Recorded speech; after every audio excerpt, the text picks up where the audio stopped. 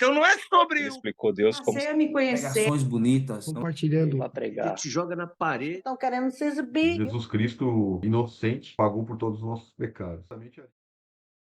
Querido Ora. Deus e amado Pai, Deus Todo-Poderoso, Criador do céu e da terra.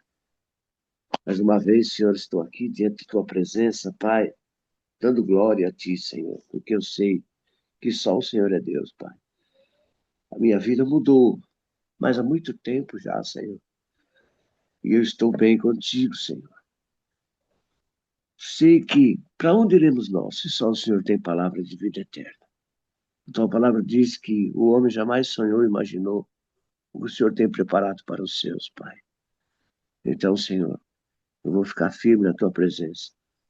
Passo por tudo que esteja passando, Pai, mas estou aqui, porque eu sei, Senhor, que o Senhor tem o melhor para o seu povo, Pai. Abençoa cada participante desse devocional, Senhor. Eu só te peço uma coisa, Senhor. Não retire de mim o Teu Espírito, Pai. Enche-me da Tua graça, da Tua unção. Cobre-me, Senhor, com Teu manto. Me reaviva, renova. Me dá entendimento e sabedoria espiritual. Me capacita, Senhor, a estar na Tua obra, Pai. Abençoa minha esposa, Senhor. Abençoa ela. Abençoa minha família, Senhor. Abençoa todos os meus irmãos, meus filhos, Pai. Abençoa, Senhor. É isso que eu te peço, Pai. Que um dia eles também sejam encontrados por Ti, Senhor. Que haja um encontro, Senhor. Que eles reconheçam que só o Senhor é Deus, Pai. Alcança eles, Pai. É o meu desejo. A minha oração é essa, Pai. Todos os dias eu peço, Senhor, que o Senhor alcance cada um deles, ó Pai. A minha oração é essa, hoje e sempre. É o que eu te peço, em nome de Jesus. Amém. Amós, capítulo 3, versículo 1. Fala que a respeito dos vícios e maldades de Israel, o anúncio de castigo. Ouve estas palavras que o Senhor fala contra vós, filhos de Israel, contra toda a geração que fiz subir da terra do Egito, dizendo: de todas as famílias da terra, a vós somente conheci. Portanto, todas as vossas injustiças visitarei sobre vós. Andarão dois juntos, se não estiverem de acordo? Bramirá o leão no bosque, sem que tenha pressa? Levantará o leãozinho do covil a sua voz, se nada tiver apanhado? Será que a ave cairá na armadilha se o laço não estiver armado? Será que o laço se levanta do chão sem que tenha apanhado alguma coisa? Será possível tocar a trombeta na cidade sem que o povo comece a tremer? Será que sobrevirá algum mal à cidade sem que o Senhor o tenha feito? Certamente o Senhor Deus não fará coisa alguma sem primeiro revelar o seu segredo aos seus profetas. O leão rugiu. Quem não ficará com medo? O Senhor Deus falou. Quem não profetizará? Fazei ouvir isto nos palácios de Asdod e nos palácios da terra do Egito, e dizei: ajuntai-vos sobre os montes de Samaria, e vede os grandes alvoroços no meio dela e os oprimidos dentro dela. Porque não sabem fazer o que é reto, diz o Senhor. Entesourado nos seus palácios a violência e a destruição. Portanto, o Senhor Jeová diz assim: um inimigo surgirá e cercará a terra, e derribará sua fortaleza, e os seus palácios serão saqueados. Assim diz o Senhor: como o pastor livra da boca do leão as duas pernas ou um pedacinho da orelha, assim serão livrados os filhos de Israel que habitam em Samaria, no canto da liteira e na barra do leito. Escutem o que eu digo e acusem o meu povo, os descendentes de Jacó, diz Deus, o Senhor Todo-Poderoso. Quando eu castigar o povo de Israel por causa de seus pecados, de todos os altares serão quebrados e cairão no chão. Destruirei as casas de inverno e a de verão, a casas luxuosas, as casas enfeitadas de marfim. A marfim, todas elas serão destruídas. Sou eu, o Senhor, quem está falando. Casa de marfim, o povo era rico. Aleluia. Glória a Deus. Oh, que bacana, né? Que coisa maravilhosa. Eu vou ler esses três últimos que Que eu a li. Ruth leu, porque é diferente da a colocação aqui. Fala assim: ouve, ó, ouve e protestai contra a casa de Jacó, diz o Senhor Jeová, o Deus dos exércitos, que é o Deus poderoso, né? Hum. No dia em que eu visitar as transgressões de Israel, sobre ele também visitarei os altares de Betel e os comos do altar serão cortados, né? Os cornos do altar serão cortados e cairão por terra. E derrubarei a casa de inverno com a casa de verão, e as casas de marfim perecerão, e as grandes casas terão fim, diz o Senhor. Amém? Glória a Deus. Louvado seja o nome do Senhor.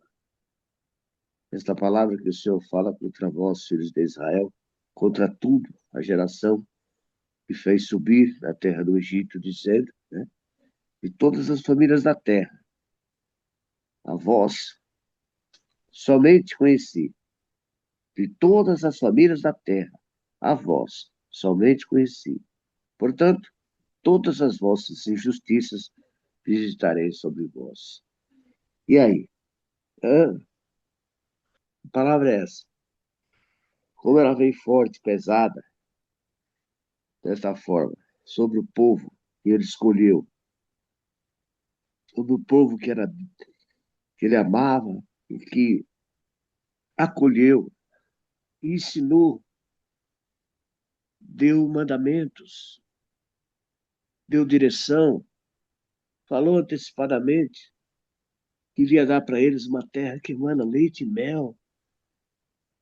Mas antes de ele dar essa terra, ele o sustentou, ele livrou, ele conduziu. Nosso Deus, ele vai entender, né? Não era para eles ficar 40 anos no deserto, não era para eles ficarem 40 anos no deserto. Mas nem tanto ficaram. Ainda, eu digo assim ainda, de todos que saíram do Egito, somente dois entrou na terra prometida. Somente Josué e Caleb. E os filhos dos filhos daqueles que saíram do Egito. Então, gente, é, é um povo realmente diferenciado. É um povo mesclado, é um povo escolhido, é um povo, como diz a Bíblia, um povo lavado e remido pelo sangue do Cordeiro, que passaram por provas, tiveram intimidade com Deus. É diferente hoje de mim, de você? O que Deus quer de nós? E ele fala, né? Andarão dois juntos se não estiverem de acordo? Não vai andar. É o que ocorre em nossas vidas. Por que nós não estamos juntos? Por quê? Há desavença na família, há desavença entre os amigos, há desavença entre as pessoas, porque não estão de acordo. Cada um pensa de um jeito, cada um quer as coisas de um jeito. Mas nós temos que entender o seguinte: tem mandamentos, tem leis, tem direção a ser seguido. Não é de qualquer jeito. O que a Bíblia fala? Para os filhos: honra teu pai e tua mãe, honra, né? Respeite os mais velhos, ama a Deus sobre todas as coisas, ama o teu próximo como a ti mesmo, não matarás, não furtarás, não dirá falso ao testemunho, e assim por diante. Então, a gente não pode fazer o que bem entende, o que bem quer, ou o que acha que pode fazer, não. Mas ele fala: tramará um leão no bosque sem que tem a presa, levantará o leãozinho no covil, a sua voz, se nada tiver apanhado. Engraçado, né? O leão, quando ele vence a batalha, quando ele pega uma grande presa, ele ruge, né? Parece que ele se sacia, né? Com a vitória dele. Cairá a ave, o laço em terra, se não houver laço para ela. E quem é que forma o laço? Quem é que arma a armadilha? Hã? Somos nós mesmos. Somos nós mesmos. O capítulo 3 aqui, lembrando, né, que quando a Bíblia foi escrita não tinha capítulo nem versículo, isso colocou depois. Então, embora a gente leia aqui capítulo 2 e capítulo 3, era uma carta, né, e ele vem na sequência. Então, a gente está seguindo o que ele falava no capítulo 2 ali, que ele já vinha falando sobre aquele juízo sobre as cidades, sobre os impérios. Aí ele começa falando aqui sobre Israel, que é o texto mais longo, né, em relação a Moabe, em relação a Judá, em relação a Filistia, né? E aqui ele está complementando, né? A gente parou ontem como 2 e como 3, mas na verdade no original ele segue e aqui ele continua complementando, né? E a mensagem dele, ele era do reino, ele era do reino do sul, pregou lá para o reino do norte, e ele era contemporâneo de Oséias, que a gente estudou anteriormente, e ele também trouxe uma palavra pesada para Israel, né? Eles viveram na mesma época ali, não sei se chegaram a se conhecer, né? Oséias, Miqueias, Isaías ali, eu não sei se eles chegaram a se conhecer Amós, né? Mas com certeza a palavra, né, que era proferida naquela época por esses profetas aí, deve ter impactado bastante aquele povo, porque né, era muita gente falando na mesma direção, né? Falando contra o pecado, falando contra a opulência, falando contra a riqueza que eles estavam adquirindo ali de forma irregular, né? De forma que não era digna, né? E como eles largavam o povo para trás. Então, quando o Senhor ele traz essa palavra para Samaria, né? Ela é chocante, né? Conforme a gente vai avançando no texto, né? Vai chegar lá embaixo, até choca um pouco, né? Mas dentro do que você comentou aí, o Senhor é impressionante como ele fala, né? Eu te escolhi, né? Em outros textos, o Senhor diz, né? Eu te escolhi, eu te gerei, eu te separei e tu és meu, né? Então, você vê que A versão alemã. Deus, enquanto Pai, né? Ele traz uma palavra aqui para a sua igreja, ele traz uma palavra aqui para Israel, no caso, né? Que era o povo escolhido da época, mas para nós aqui, comparando Israel com a igreja, ele traz um texto semelhante para nós, né? Em relação à igreja, né? Que é o povo santo, o povo adquirido, né? Então, ampliando, né? Deus levantou Israel e ele diz no texto, né? De todas as famílias da terra, somente a vocês eu escolhi como essa nação, né? Sacerdotal para fazer a diferença no mundo, né? E aqui eles desvirtuaram totalmente o propósito. E nós, enquanto igreja, aqui o Senhor abrindo o leque, né? Que a igreja ela envolve todas as famílias da terra, todas as pessoas do mundo, né? Desde que Jesus, né, surgiu aí no planeta, né? E começou o seu ministério. Então, nós podemos traçar um paralelo aí com o que acontece conosco, né? Nós somos um povo eleito, a nação santa, um povo adquirido. Nós temos a responsabilidade de levar o evangelho, nós temos a responsabilidade de pregar a palavra de Deus. E o Senhor é conosco, né? E aí ele fala, mas andarão dois juntos se não estiverem de acordo? Então, Deus tem uma visão para nós, Deus tem uma visão para a igreja, Deus tem uma visão aqui para o povo de Israel, ele tem um desejo, mas se o povo não estiver de acordo, como é que eles vão andar juntos? Se Deus não está de acordo com o comportamento, com as práticas que Israel está vivendo, como é que ele vai continuar abençoando, né? Então, quando o Mário colocou, né, antes do início da oração, antes do início do devocional, enquanto nós estávamos lá no mundo, nós tínhamos um estilo de vida, nós tínhamos ali um comportamento, nós tínhamos alguns hábitos em que as pessoas que eram do nosso grupo, daquela nossa bolha, andavam conosco, estavam na nossa casa, festejavam ali junto conosco e tal.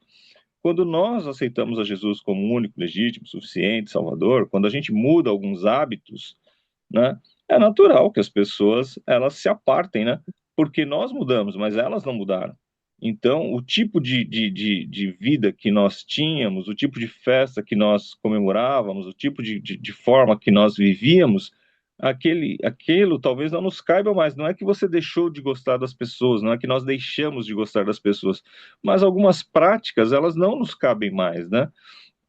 É tipo um atleta, né? O rapaz está ali, uma moça está ali num grupo de jovens, eles estão bebendo, eles estão curtindo e tal. Aí o camarada, ele começa a se dedicar como atleta profissional. Ele vai deixar, né? Ele pode ir até para uma festa, mas ele não vai beber, ele não vai consumir o que o pessoal consome, porque no outro dia ele tem que se apresentar, né?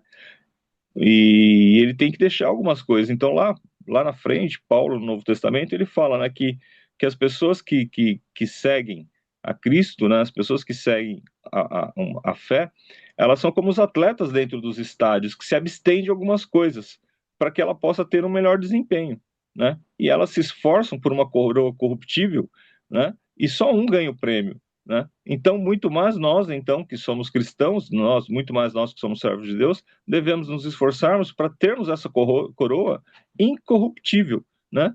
E nós devemos nos abstermos de algumas coisas, mas quando a gente se abstém, né, o próprio atleta, né, ele se coloca numa condição de separado ali daquela comunidade onde ele vivia para ele poder alcançar aquele prêmio que ele tanto almeja, mas não é que ele vai desgostar daqueles amigos, ele não vai desgostar das pessoas que andavam com ele só vai se abster daquelas práticas que ele fazia antes e que agora não faz sentido para o tipo de vida que ele está vivendo. Quando as pessoas têm esse entendimento, né, elas continuam frequentando a sua casa, ela continua estando com você ali, ela continua gozando, né, da sua amizade, mas algumas pessoas não entendem dessa forma. E nós mesmos, muitas vezes a gente vai se excluindo daquele ambiente onde nós estávamos, porque ele não nos cabe mais, e não é uma questão, né, simplesmente pessoal, né? E nós queremos pregar esse evangelho que nós conhecemos e alcançarmos as outras pessoas, e talvez, né, em algum sentido, a gente fique chato, talvez a gente fique desinteressante, as pessoas começam a dizer que, antigamente o cara fazia tudo que a gente faz, agora fica acusando a gente, dizendo que a gente é isso, aquilo, aquilo outro. Antes o cara era até pior do que nós. Mas eles não entendem que houve uma transformação, um novo nascimento, que você em Cristo Jesus é uma nova criatura, e você não ficou ruim, ou não ficou pior, né? Na verdade, você ficou fazendo aquilo que o Deus a quem nós conhecemos deseja de nós. E aqui Israel, ele estava sendo confrontado pelo Senhor e estava dizendo que o tempo havia chegado, o tempo do juízo de Deus para eles havia chegado. E quando ele traz esse comparativo, né, ele fala que o leão, ele encontra a presa, né, e ele ruge logo, ele teve uma conquista, né, e ele está louvando aquela conquista que ele teve ali. E aí ele fala de causa e efeito, né? Os versículos para baixo, eles vão falar: será que a ave cairá na armadilha se o laço não estiver armado? Obviamente que não, né? Você arma uma armadilha ali, você coloca uma arapuca ali, né? Para quem é mais das antigas, é mais do interior, sabe que é arapuca, né? E você arma uma arapuca e o animal vai cair nela, mas se você não colocou, então é uma questão de causa e efeito. Será que o laço levanta do chão sem que alguma coisa tenha sido apanhado? Sozinho, a troco de nada? Né? Só se o vento levar alguma coisa lá e bater, né? Muito difícil. Será possível tocar a trombeta na cidade sem que o povo comece a tremer? Lá na antiguidade, acho que todos nós aqui já vimos alguns filmes antigos em que eles colocam no alto de uma montanha, né? Eles colocam lá as pessoas, uma guarita, e as pessoas vão trocando os períodos ali, fica ali 8 horas, 10 horas, 12 horas, eles vão sucedendo, né? Num lugar alto, elevado, e para ver se vem algum inimigo, para ver se vem alguma ameaça. E aí ele tem duas possibilidades: ou ele acende uma fogueira, né? Ou ele toca uma trombeta. A vantagem da fogueira é que você consegue ver aquela fumaça lá e tal, né? Mas ele tem que estar protegendo toda vez, né? Se muda o tempo, se vai chover ou alguma coisa do gênero, né? então ele tem a opção da trombeta também, né? Toque a trombeta em Sião para algum efeito, para alguma coisa que vai suceder lá. Então aqui ele fala, né? Os profetas são a trombeta do Senhor, né? Ele fala, será que certamente o Senhor não fará coisa alguma se primeiro não revelar o seu segredo aos seus servos, os profetas? Então os profetas são essa trombeta, os profetas eles são essa fogueira, e nós, servos do Senhor, somos essa trombeta, e nós, servos do Senhor, somos essa fogueira, que temos a responsabilidade de avisarmos as pessoas do juízo, da justiça, da bondade de Deus, do amor do Senhor, da batalha espiritual, da consequência do pecado. E aí, algumas pessoas, quando escutam, elas tremem e outras desdenham, né? É a opção que as pessoas têm, é, dependendo da fé, né, da crença de cada um. Então, quando eles tocavam a trombeta, lá era um sinal de que alguma coisa anormal estava acontecendo, e aí eles tinham que fugir para um lugar de refúgio, né, conforme o combinado, né, conforme o tratado, conforme o plano de segurança elaborado ali para aquelas pessoas, ou o exército se colocava à disposição, né, para proteger aquilo que era caro para eles ali, para enfrentar essa ocorrência, esse inimigo, ou que seja lá que fosse que viria, né? Eles iam ficar em alerta para esperar o que viria, então. Passo a oportunidade para os irmãos aí, caso queiram comentar aí até o verso 7, ou caso queiram continuar aí na interpretação do texto. Ruth, Tamires. Por mim, pode continuar, seu Jurandir, porque para mim eu não consigo explicar assim como o senhor, não. Então, fica à vontade. Ninguém consegue não, Tamires. Cada um tem a sua unção. Essa é a unção do senhor Jurandir. Ele faz bem, ele Que isso, faz gente, mas bem. é uma participação global em grupo, aí pode participar o Caio, né? Não, que eu não citei, né? Mas caso queiram comentar, né? Vocês com certeza tem algo para trocar aí, caso queiram acrescentar, né? Eu tava vendo só um pouquinho também e tava vendo essas perguntas aqui, o que significava elas. O senhor explicou enquanto eu tava vendo. Então é muito forte isso, é muito de você pensar mesmo, né? Os efeitos e as causas de que ele usa a natureza, usa os animais. Eu acho tão bonito que a palavra, a maioria deles, dos escritores que escreveu, eles usavam a natureza, os animais, para mostrar a Deus. Eu acho, tô ficando assim, em love de saber essas coisas, sabe? Porque são coisas que eu não sabia. E igual quando fala da andarão dois juntos se não tiver de acordo, é óbvio que a resposta é não. E aí eu fui procurar o significado, aí fala que é uma aliança de comunhão que requer, né, entre duas pessoas para ela andar junto. É uma aliança de comunhão. Daí o senhor explicou também, então só complementou a minha pesquisa pequena aqui, que ainda não deu muito tempo. Igual um leão, né? Igual a gente fala, que Deus, quando veio para fazer, no começo aqui, desse capítulo mesmo, fala que quando ele manda, quando o Amós veio, fala lá, né? Bem no comecinho, que Deus estava ungindo como um leão, então ele tinha achado a presa, né? Bem aqui no 1, ó, Sim. quer ver que fala? Esta é a mensagem a respeito do povo de Israel. Cadê? Ah, é isso mesmo. A respeito do povo de Israel que Deus deu a Amós, pastor de ovelha da cidade de Tecó. Isso aconteceu 2 anos antes do terremoto, isso não preciso dizer. Quando Uzias era o rei de Judá e Jeroboão, filho de Joás, era o rei de Israel. Amós diz: do monte de Seião, em Jerusalém, o Senhor Deus fala alto, e sua voz parece uma voz de trovão. Os pastos murcham e tudo fica seco no Monte Carmelo. E na outra versão minha aqui, fala que ele brada, né? Brada como um leão que encontrou a sua presa. Então, o tempo todo ele está falando os animais. A gente estudou lá em Osés que ele usou a natureza. Então, isso tá me enchendo, sabe? Me enchendo dentro, me fazendo ficar tão mais grata pela natureza. Não que eu não fosse, mas me faz ter um outro amor para olhar para a natureza agora, sabe? E também até mesmo para os animais, porque às vezes a gente só olha para o animal com medo, com,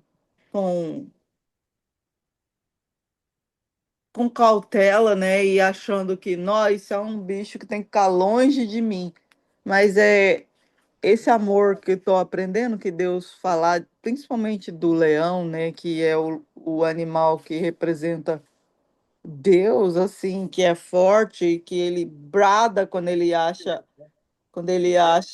a caça dele, e quando ele tá, até o leãozinho aqui fala, né, da pergunta que ele tá falando, até o leãozinho, ele rosna na caverna se não tiver pegado uma presa. Então quer dizer que até ele pequenininho faz também, entendeu? Até o pequenininho. Então eu tô assim maravilhada de saber, sabe? Assim, e isso representando o nosso Deus, mostrando que ele é assim, e ele estava fazendo assim com esse povo, o povo de Israel, porque eles eram a presa dele, eles eram, entendeu? Mas não era somente eles quando ele foi o leão, que ele bradou, né? Era todos os povos que estava machucando o povo dele, mas isso estava incluído o povo dele, mas com o povo dele, ele foi mais brando depois, ele mudou de ideia, né? Graças a Deus, porque ele é Deus e faz o que ele quer. Era isso, nem precisava falar, mas ainda acabei falando. Mas pode continuar, seu Jurandir. Muito obrigada pelo senhor estar aqui, ensinando nós, compartilhando com a gente. Senhor, o seu Mário, todos nós aqui. A gente aprende uns com os outros, com as nossas experiências e testemunhos, né? E você vê que a Bíblia Sagrada, o Senhor ele está falando a um povo que era um povo agrícola, então ele tinha que falar da forma que a pessoa entendia, né? Porque a perfeita Uhum. comunicação é essa, não é você falar palavras difíceis, não é você falar de um jeito mais rebuscado, de um jeito mais chique, do jeito complicado, aí você acaba de pregar, um olha pro outro e fala assim, o que foi que O ele que que falou ele mesmo? falou? Né? Então, a É. perfeita comunicação, qual que é? É a pessoa que está do outro lado ter entendido perfeitamente o que você quis dizer, para que não Uhum. haja um mal entendido, para que não haja má comunicação. Então, aqui Amós, ele era um homem Do pequeno campo. agricultor, né, e ele era um criador de ovelhas, então ele traz uma linguagem que é característica da região dele, é característica daquilo que ele fazia. Né? Às vezes, quando nós vamos conversar com alguns irmãos, ou quando nós vamos evangelizar no nosso trabalho, a gente usa uma visão, por exemplo, fala mais de futebol. Né? Por quê? Porque é uma analogia que as pessoas vão conseguir entender ali do nosso ambiente, é uma linguagem do dia a dia. Então você pega um texto da palavra que a pessoa fala, não, a Bíblia é muito complicada, a Bíblia, nossa, ela tem uma linguagem lá que tal. O cara não é picador de sícomoros, né? De figos, né? Que podia dizer Uhum. figo simplesmente, né? Ele não é criador de ovelha. E aí então você tem que fazer essa ligação, Por né? isso Entre ele a linguagem daquela época com entendi. hoje Por e isso ele trazer para uma fala do linguagem. laço do passarinheiro, dessas É, armadilhas que ele usava por lá. Então ele fala a língua dele, né? a linguagem que o Entendi. povo vai entender, Entendi por que né? que era usado. Eu achava porque era. É porque é igual o senhor falou, que é a Bíblia. Fala diferente. Mas Né? realmente faz todo sentido, entendeu? É. Então ele vai pegar aquilo que o Senhor revelou para ele e ele vai tentar explicar para o povo numa linguagem que o povo entenda, né? Então tem Uhum. alguns textos, né, que são mais rebuscados, que são mais chiques, que o autor é mais letrado. Tem outros que são mais comuns, mais populares, né? Então, a gente nota bastante isso no Evangelho mesmo, na tradução, né? Que a pessoa que traduziu, ele também tem o linguajar dele, né? Ele coloca ali Uhum. é por isso que tem diferença de tradução, a sua tradução e a nossa, o texto diz exatamente a É, mesma coisa, mas com uma linguagem diferente. Mas se você diferente. for pegar o princípio do entendimento, é a mesma coisa. Então, tem alguns textos que eles têm na tradução também essa linguagem mais complexa e o outro traz uma linguagem mais simples para que haja realmente essa questão do entendimento do público que tá lendo, né? Hum, Então, seguindo aqui, ele diz se o leão ruge, né? E o leão ele tem uma característica interessante de caça, né? Porque quem caça, na verdade, né, são as fêmeas, né? O macho, na verdade, ele verifica onde está a presa e eles se colocam estrategicamente, né? Então o leão está uhum, de um lado e as fêmeas vão para o outro, e aí quando ele ruge, quem não fica com medo, como está citando o texto, né? Aí eles começam a uhum. correr para o lado contrário de onde vem o rugido, e é onde estão as fêmeas que vão Esperando caçar, né? eles. E que está ali esperando. Nossa. Então, você vê que a natureza, né? Ela testifica o amor de Deus, né? O firmamento anuncia as obras de Deus, né? Uhum. E a glória feitas, as coisas feitas pelas suas mãos. Então, a natureza testifica a existência de Deus. Mesmo que você não tenha a Bíblia na sua mão, você pode admirar a criação e você pode adorar a Deus pelas obras criadas, né? Então, não é à toa que várias culturas têm um rio como um deus, que várias culturas têm aí os céus, né? Como um deus, a pessoa tem ali as árvores como uma divindade, porque ela fala assim, cara, quem que fez isso? Não fui eu, né? Eu cheguei, isso aqui tudo já existia. Então, olha que coisa extraordinária que Deus Que faz. coisa Olha como que isso extraordinária. existe, né? Quando Uhum. você pega, por exemplo, aqui na América do Sul, pelo menos, né? Os incas, os astecas, eles construíram coisas que você fala, meu, esse homem não tinha um trator, ele não tinha uma serra elétrica, ele não tinha roda lá, né, nos Alpes. Como é que o cara ia fazer uma roda lá nos Alpes? Não tinha. E como é que ele conseguiu ter um projeto? Como é que ele conseguiu a sabedoria para fazer o distanciamento ali, para medir? A gente olha hoje, né? Você fala assim, cara, tudo era mais difícil, né? Para Hum. nós, né? Aqui você olha e fala, cara, para fazer uma ponte aqui em Ribeirão, não sei quanto tempo que ele está para fazer uma ponte com toda a possibilidade moderna, e lá atrás eles levavam quanto tempo? Será que eles levavam? Quantas gerações levavam para fazer aquelas construções e aquelas medições, aquilo tudo perfeito? Como que eles faziam o nível? Como que eles faziam a metragem, né? E como que eles conversavam entre si para entrar num acordo ali? Quem que era o arquiteto? Então, como disse o Mário aí no estudo passado, ele falou, cara, nada é novo debaixo do sol, né? Lá, não sei, Não. 3.000, 4.000 anos lá, já haviam construções que hoje a gente fica embasbacado pelo que eles fizeram e pela durabilidade, né, que está aí até os dias de hoje. E o Então, senhor, e o senhor acha que isso vem desde quando eles construíram a arca lá, o templo lá em Moisés, que Deus capacitou eles, Deus encheu eles de talento, de sabedoria, e aí foram passando de geração para geração. Só sim, mas pode. assim, o ser humano é extraordinário, né? Porque se É, você né? vai na China, tem coisas extraordinárias feitas lá. Se você vai na África, tem coisas extraordinárias construídas lá. Se você vai na América do Sul, tem coisas extraordinárias construídas. Então, na verdade, o homem, né? Deus deu ao homem uma sabedoria impressionante, um conhecimento impressionante, não? Um desenvolvimento de ciência, um desenvolvimento de entender como trabalhar com as pedras, como fazer um projeto, como fazer um sistema de aquecimento, porque lá, né, os vikings lá era super frio e os caras tinham um sistema. Então, assim, você dá um jeito, né? O homem é adaptável, ele dá um jeito para sobreviver em qualquer lugar. Deus o abençoa com entendimento e sabedoria para que ele possa se virar e sobreviver.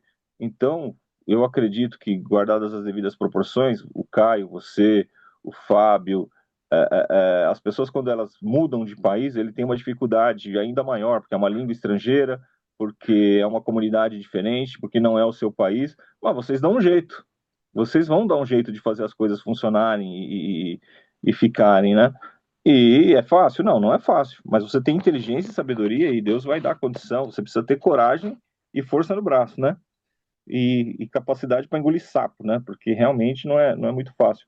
E aqui então o Senhor ele traz essa palavra E ele, comparando com o leão, né, ele fala assim, eu estou falando. Então, quando Deus está falando, o coração das pessoas deve tremer, né? Ele deve ouvir a voz do Senhor, o que o Senhor está dizendo. Então ele fala, pô, Israel, vocês são a família que eu separei, a única família do mundo, ele fala no verso 2, né? Porque eu escolhi para ser a minha testemunha. E aí, olha o que vocês fizeram, como já foi comentado várias e várias vezes aqui, e a gente já comparou isso com a igreja, e a gente está trazendo para cada indivíduo, para mim e para você. Então, Deus nos chama enquanto indivíduo, a Ruth, a Tamires, o Caio, o Mário, a mim e outras pessoas do grupo, o Fábio, né, e outros irmãos que participam com a gente aqui, e todas as famílias, né, que conheceram a Jesus, todos os indivíduos, para anunciar esse evangelho. E aí a pessoa está lá no bar, envolvida lá com coisas que não tem nada a ver com o evangelho. Não estou dizendo que você não pode confraternizar, mas tem lugar que não te cabe, entendeu? E aí você vai pregar o evangelho, mas você tem que ser diferente, você tem que ter uma palavra diferente, tem que ter um ambiente diferente. Então, você não precisa ser trevas, né, para pregar a luz, não é isso? Então a pessoa tem que ter um bom senso, ela tem que estar num lugar ali de segurança, né? Você tem que ter um comportamento de transformação, que as pessoas vão olhar para você e ver que você é uma pessoa transformada. Então, aquele que matava, não mate mais. Aquele que roubava, não roube mais. Aquele que se embriagava, não se embriague mais. Aquele que não tinha limite nas coisas que fazia, passe a ter limite. Aquele que mentia, não minta mais. Mas se você continua sendo mentiroso, se você continua sendo um idólatra, se você continua sendo um adúltero, se você continua, né, com as práticas antigas, então você não teve encontro com Cristo, você não foi transformado, você não foi convertido, né? Porque exige um comprometimento, exige uma mudança de comportamento, e é isso aqui que Deus está cobrando de Israel, né? Ele falou, eu escolhi vocês para serem diferentes, e vocês estão se prostituindo aí, vocês estão seguindo a outros deuses, e aí vem o pecado, e aí vem a consequência do pecado, e é por isso que vocês vão ser aniquilados, né? Porque o texto está dizendo isso aqui, né? Então ele fala, proclamem na fortaleza. Ele já falou dos profetas, né? O Senhor revelou a vontade dele para os profetas. O Senhor é um leão que está rugindo, que o povo deveria ter medo, deveria estar preocupado com a mensagem que está sendo pregada pelo profeta. E ele diz, né? Se eu estou mandando, quem não profetizará? Proclamem nas fortalezas de Asdote, nos palácios da terra do Egito, reúnam-se nos montes de Samaria e vejam que grande tumulto lá existem, e que opressão há no meio dela, porque o povo de Samaria não sabe fazer o que é reto, diz o Senhor. Entesoura nos seus palácios a violência e a devastação. Então, antes mesmo da destruição, ele está falando, olha, vai lá, dá testemunho do que eu estou falando, vê se eu estou falando em vão. Analisa o tipo de vida que eles estão tendo e analisa lá a conduta que eles estão tendo. Vê se eu estou errado aqui no que eu estou falando, né? E aí o Senhor, no verso 11, né? Ele vem de uma maneira cortante e ele fala, portanto, assim diz o Senhor Deus, um inimigo cercará a sua terra, destruirá o seu poder e os seus palácios serão saqueados. Esse verso 12, ele é terrível, né? É um dos versículos mais pesados aqui, não só do livro de Amós, mas do Velho Testamento, porque olha que coisa, né? Assim diz o Senhor, como o pastor livra da boca do leão as duas pernas ou um pedacinho de orelha de um animal, assim serão salvos os filhos de Israel, que vivem em Samaria, com apenas o canto da cama e parte do leito. Aqui, a leitura ela fica encavalada, né? Mas vamos lembrar de novo, né? É uma separação por capítulos e versículos, e na original ele é contínuo. Então é como se nós seguíssemos o verso 11 dizendo, ouçam e deem testemunho contra a casa de Jacó, diz o Senhor, o seu Deus dos exércitos. No dia em que eu punir Israel por causa das suas transgressões, visitarei também os altares de Betel, e as pontas do altar serão cortadas. Lá em Êxodo, capítulo 22, verso 13, né, só para a gente ficar nesse versículo aí, 12 de Amós, abrir aqui rapidinho para vocês verem o que o Senhor diz lá no verso 22, 13, né? Ele diz assim, porém, se de fato o animal tiver sido furtado, terá de pagá-lo ao seu dono. Se for dilacerado, trará o resto em testemunho disso e não pagará o animal dilacerado. Então é uma regra, né, que que Moisés trouxe para o povo de Israel, dizendo o seguinte: se você está cuidando do animal de alguém, se você foi contratado como funcionário e o camarada tinha lá ovelhas, ele tinha lá gado e tal, e você perdeu um animal para o leão, você perdeu um animal para a onça, perdeu um animal para o crocodilo, seja lá para o bicho que for, você vai ter que levar parte do resto do animal para provar que você foi roubado, que não foi você que roubou e está dizendo que foi roubado. Você tem que levar parte da presa lá, e aqui é isso que ele quer dizer nesse texto. Então, lembrando de Êxodo 22:13, como o pastor livra da boca do leão as duas pernas ou um pedacinho da orelha de um animal. Isso é para dizer que ele realmente foi atacado por algum tipo de bicho, né? E que ele pegou o que restou ali, né? Então imagina, né? Você ficar esperando o animal acabar de comer, ou você tentar assustar aquele animal que atacou o que você estava guardando para poder levar a prova, né? Senão você teria que pagar por ele. E ali o Senhor diz que dessa forma serão salvos os filhos de Israel. Então vai ser salvo aos pedaços.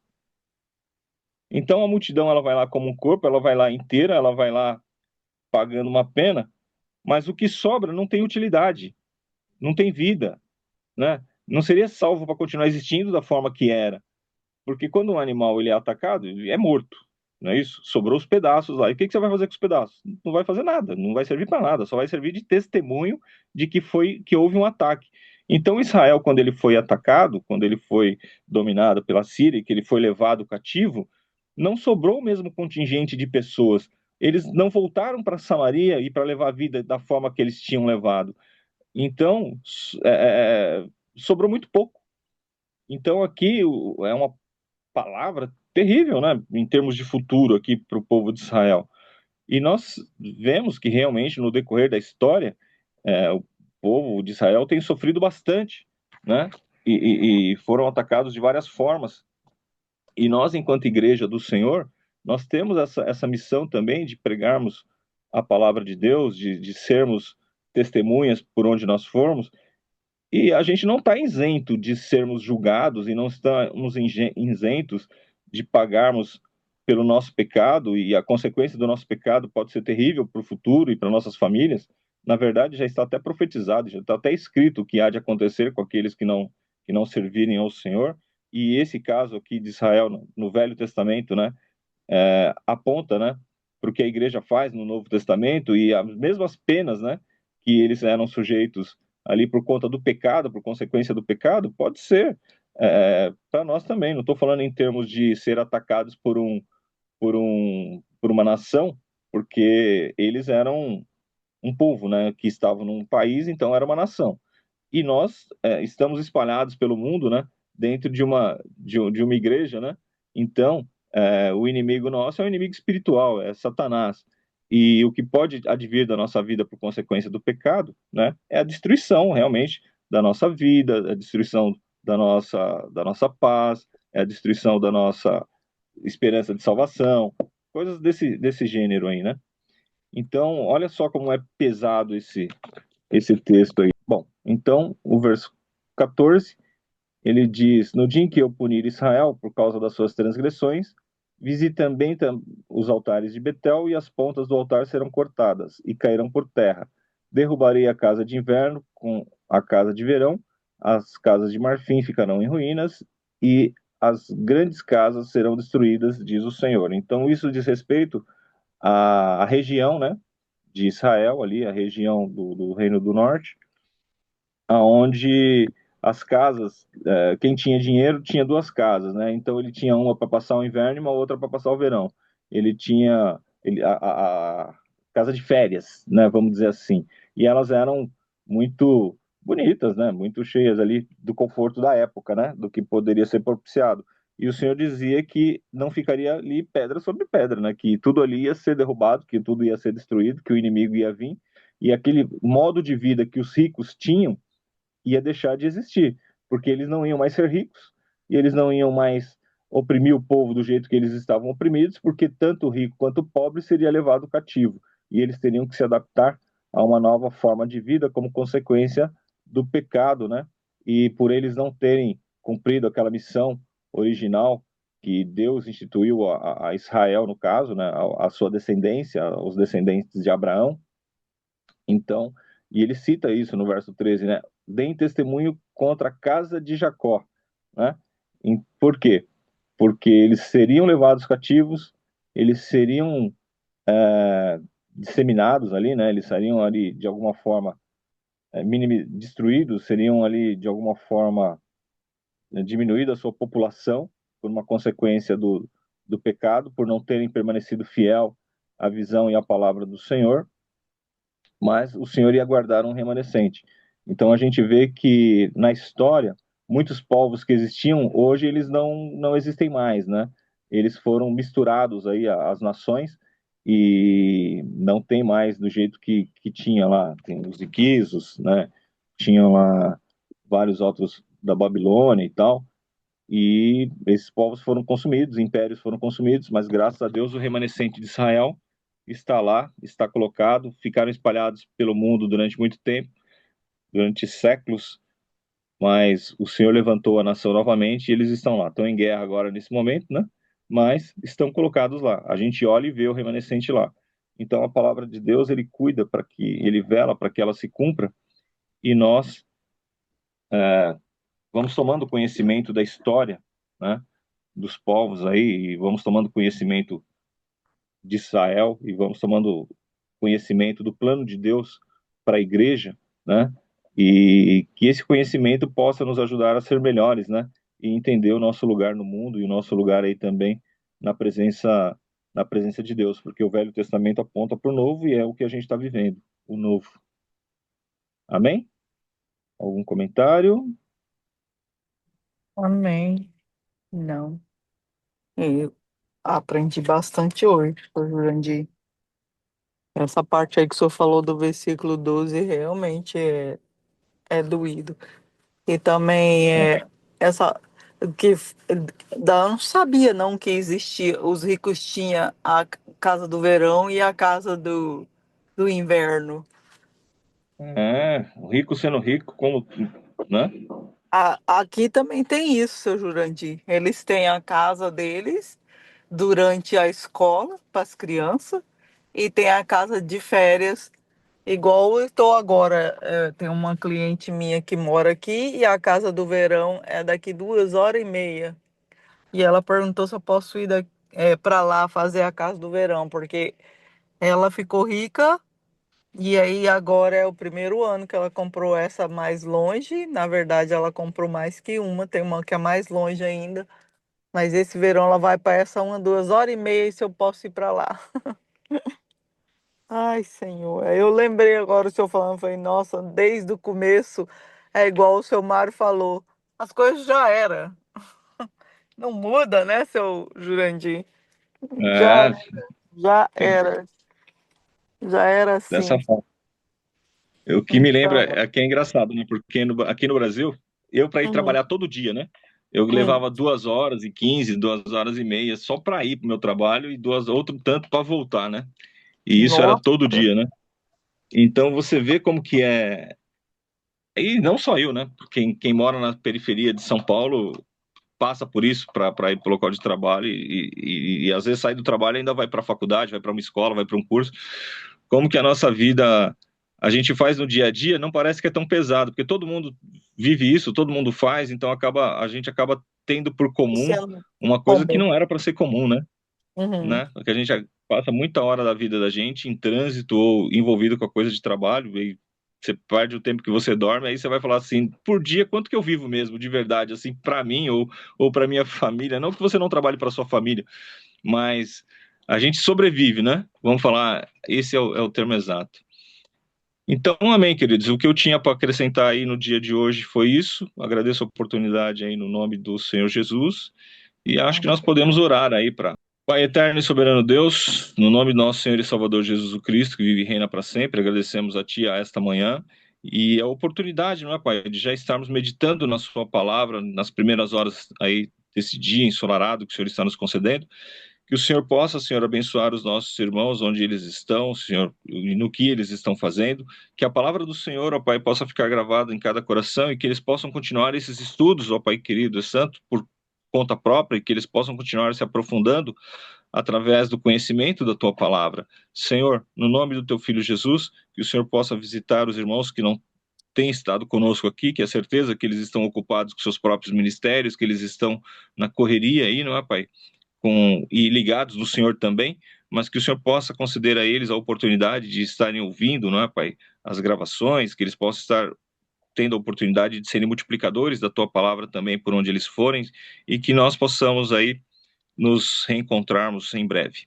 No nome do teu filho Jesus, eu peço a tua bênção, peço a ministração da tua paz, e que no nome de Jesus nós sejamos edificados e abençoados pelo poder do teu Espírito Santo. Obrigado, Senhor. Amém e amém. Então não é sobre Ele explicou Deus como... Você a me conhecer. pregações bonitas. Compartilhando. Para pregar. Te joga na parede. Estão querendo se exibir. Jesus Cristo, inocente, pagou por todos os nossos pecados.